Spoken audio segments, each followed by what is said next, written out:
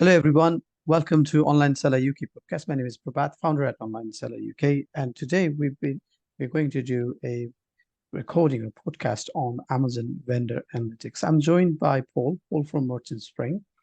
Welcome to our podcast. Great, great to be here, and yeah, thank you for the opportunity. Always love to talk to people in the industry. Excellent. So I think it's good for us to start with your introduction and what Merchant Spring does.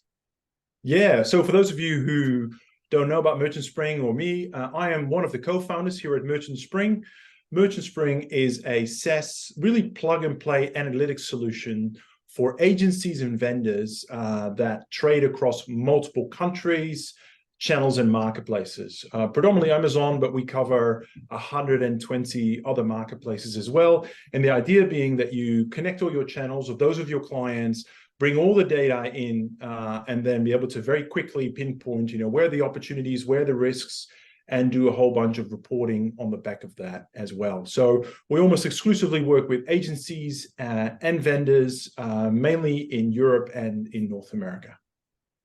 Excellent. So analytics itself, let's talk a little bit on that. So how important do you think is to analyze the performance on Amazon accounts or any other accounts that you connect with? Yeah, I think I would slightly rephrase that and say how important is it to sort of act quickly? And I would say, of course, I've come from a world of physical retail where we make decisions on a daily basis, what promotions we're going to run, what we're going to advertise in the press, all of those things, quite old school.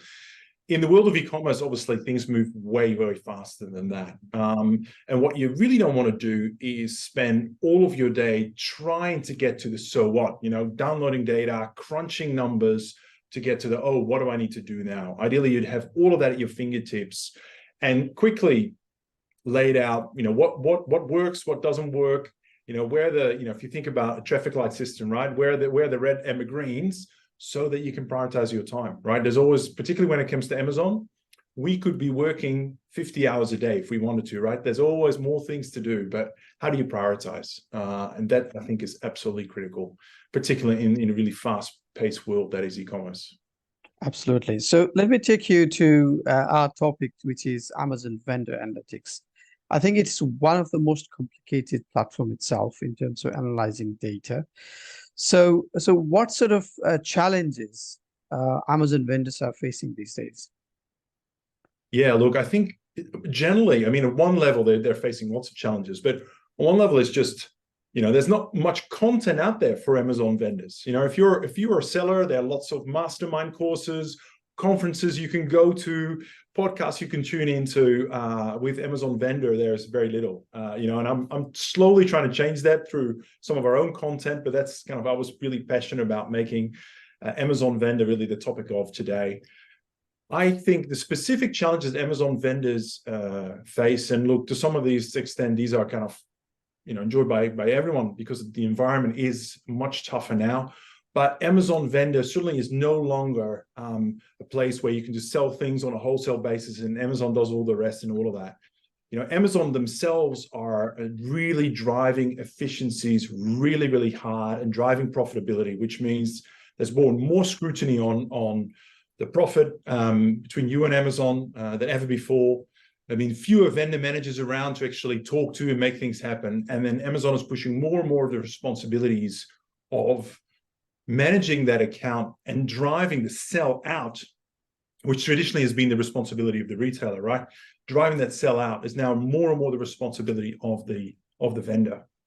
So lots more, there's basically a scope creep. Amazon is pushing a lot of scope and costs onto vendors that facing serious challenges. And of course, then there's cost price increases and commodity pressures and all of that on top of that.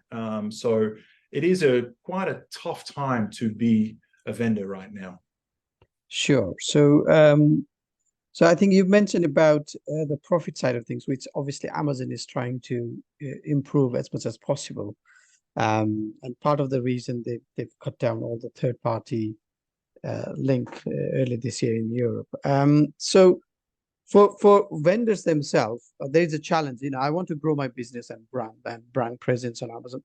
fair enough. But also, I want to increase my profit as well, which is getting harder and harder because you mentioned that there's a cost increases and things like that. So, how can let's bring Merchant Spring in? So, how can Merchant Spring help vendors or vendor central users to analyze their profit? So, yeah.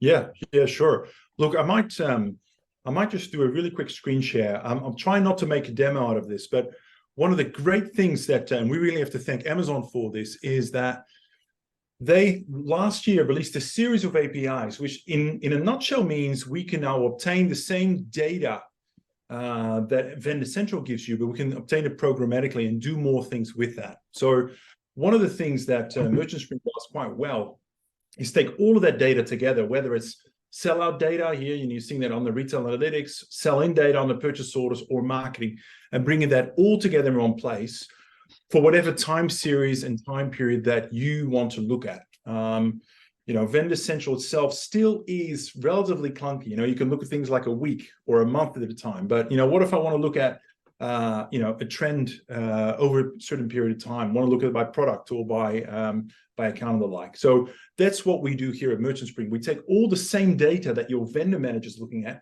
but we try and add more value to that so that we give you a leg up and reduce any of that sort of manual data preparation analysis. So yeah, look, there's lots of things that vendors can do.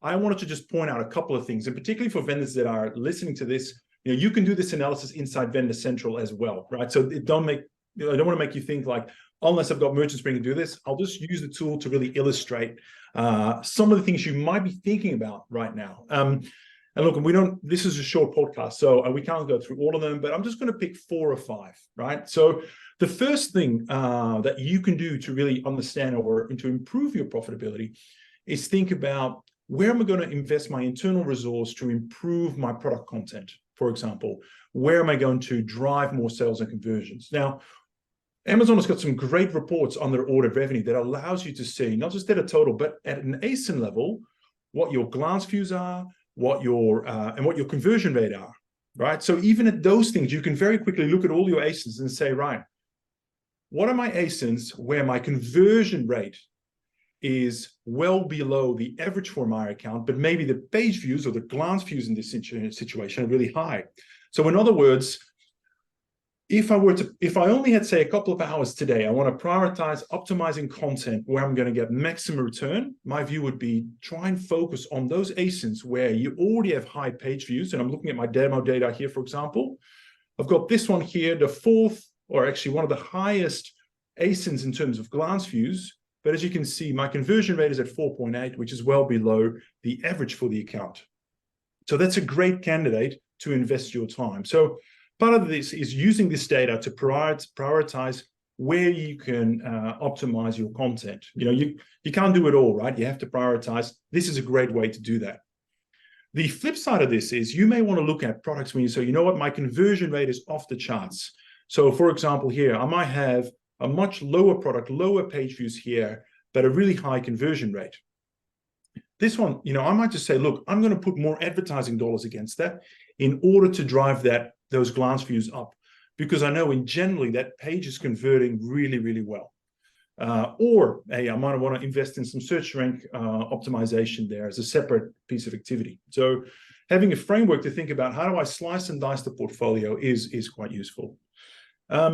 The other thing, particularly in today's kind of world in terms of Amazon relationships, is really important to think about the net pure profit margin. Most likely you will have agreed a target that you're working towards with Amazon. Now, there's lots of things that go into net PPM, but at one level, one thing is useful to note is, you are not managing a single number, you're managing a portfolio of SKUs. So how can you manipulate the sales across your SKUs or your sellout in order to achieve that net PPM target? So let's, for example, say here, we've agreed with Amazon, we want to go 53% net PPM. Now it's really high, it's probably more of a fashion type category here.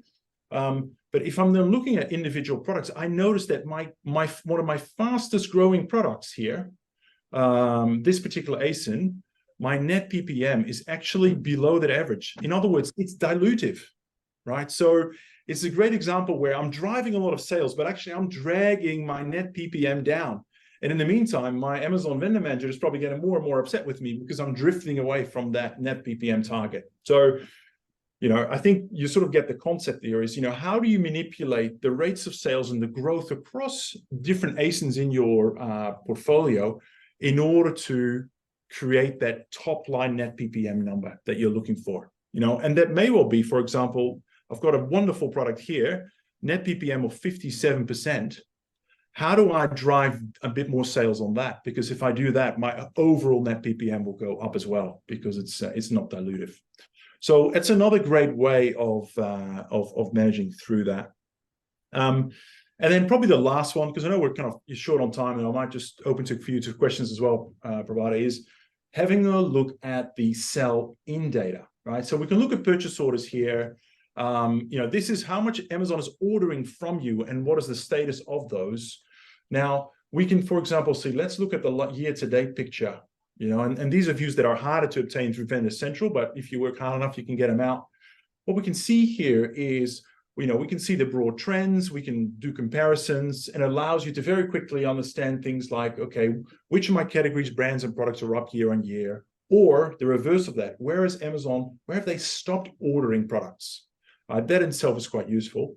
But of course, back to your point, Prabhat, about profitability, one of the core elements that is sort of a little bit invisible, but destroys a lot of profitability for vendors is shortages and claims and all of that. And, one lens that we provide into that, quite complex conversation is providing you visibility at a purchase order level to understand, okay, what's your confirmation rate and what's your receipt rate? In other words, if Amazon orders 100 units from you, how many do you actually confirm back to Amazon? If Amazon orders 100 and you say, Amazon, I can only supply 90, that's a confirmation rate of 90, that is a lost COGS opportunity. And potentially, depending on how quickly you confirm that, if you're not quick enough, that might even lead to a financial penalty. And then related to that, if you're saying, actually, okay, Amazon, I'm going to deliver 90 units, how many does Amazon actually receipt into their warehouse? That's a receipt rate. Now, a lot of times we find that's not 100%. And that's either because maybe you didn't send enough, or there is an issue with the receipting process, maybe driven by poor labeling or other supply chain issues. But again, it's what I call quite a large leaky bucket for a lot of vendors that, certainly through clever use of software like this, you can very quickly understand, okay, what is actually happening there with a particular purchase order, what particular ASIN is driving the issue, so that you can physically go to your warehouse or your head of supply chain and go, right, we've got an issue on these ASINs. Let's talk about what we can do to improve that and start closing some of those leaky buckets.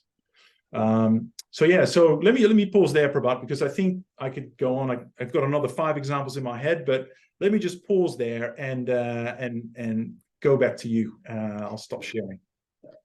Excellent. I think that's the really good view of the analytics. Thank you for sharing that. I'm sure vendors will get benefit from it.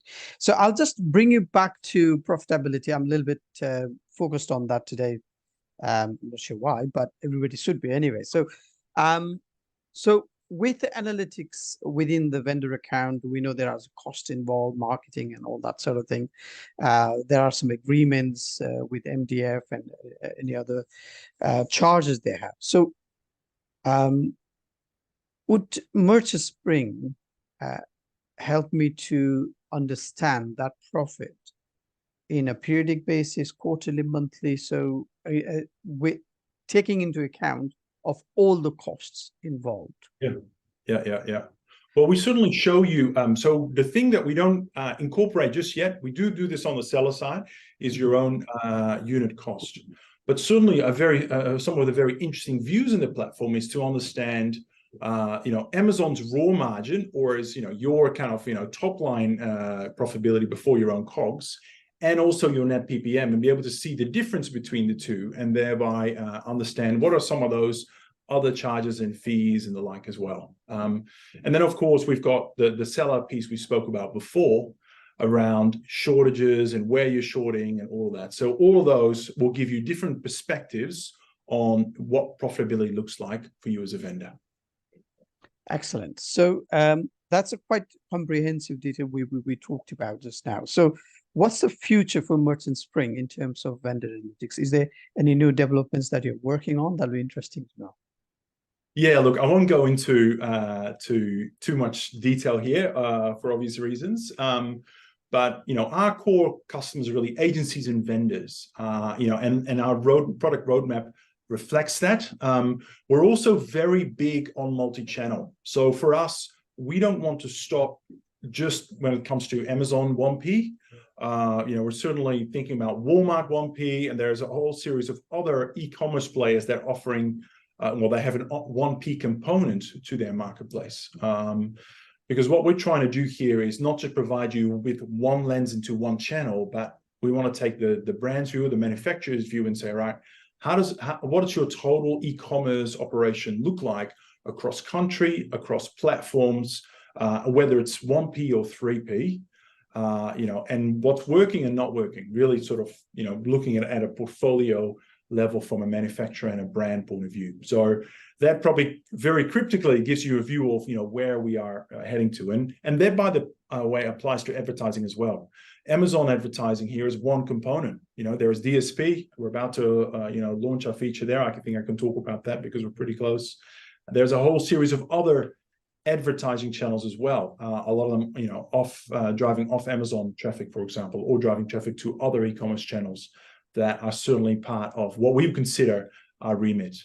Really from day one, we've set out to be a multi-channel platform. And it's always a balance. How deep do you go into Amazon versus how wide you go? So far, I think we've done an okay job in terms of straddling those two priorities. But certainly that's the direction we'll continue to go. Excellent. So thank you again, Paul, for your time today. Before we close the conversation, if somebody wants to talk to you about their vendor accounts, where's the best place to find you? Yeah, either on LinkedIn, you can just message me directly, or we've got a contact us portion on our website.